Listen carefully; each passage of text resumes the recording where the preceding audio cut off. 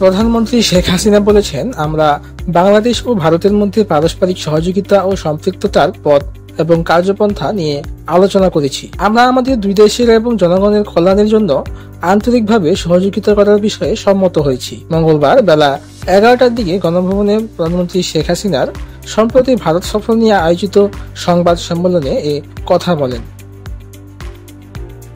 প্রধানমন্ত্রী এই সময় বলেন, 21 ও 22 জুন আমি রাষ্ট্রীয় দ্বিপাক্ষিক সফর করেছি। একই মাসে সরকার প্রধান হিসেবে দুইবার দিল্লি সফর আমার জন্য এক অভূতপূর্ব ঘটনা।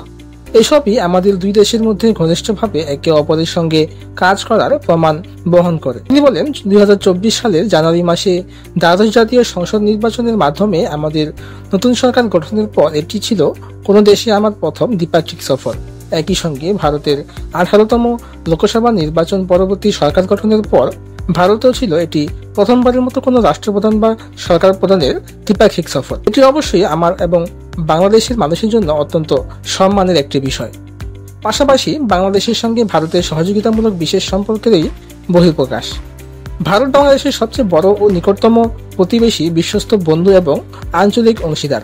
1971 সালে মহান মুক্তিযুদ্ধের মাধ্যমে যে সম্পর্কের সূচনা হয়, বাংলাদেশ সবসময় বিশেষ গুরুত্ব দিয়ে আসছে।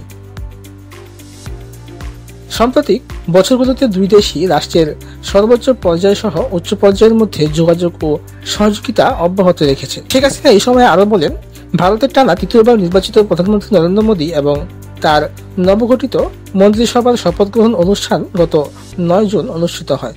সেই অনুষ্ঠানে যোগ দিতে আমি 8 থেকে 10 জন নয়াদিল্লি সফর করি।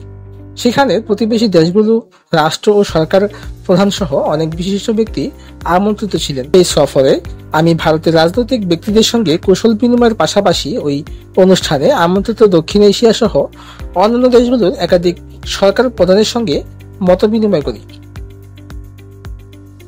পাশাপাশি আলাদাভাবে আমার সঙ্গে ভুটান এবং শ্রীলঙ্কার সরকার প্রধানের সঙ্গে দ্বিপাক্ষিক বৈঠক হয়। সব আলোচনা ও বৈঠক আমাদের মধ্যে পারস্পরিক সম্পর্ককে সুদৃঢ় করতে সহায়তা হবে।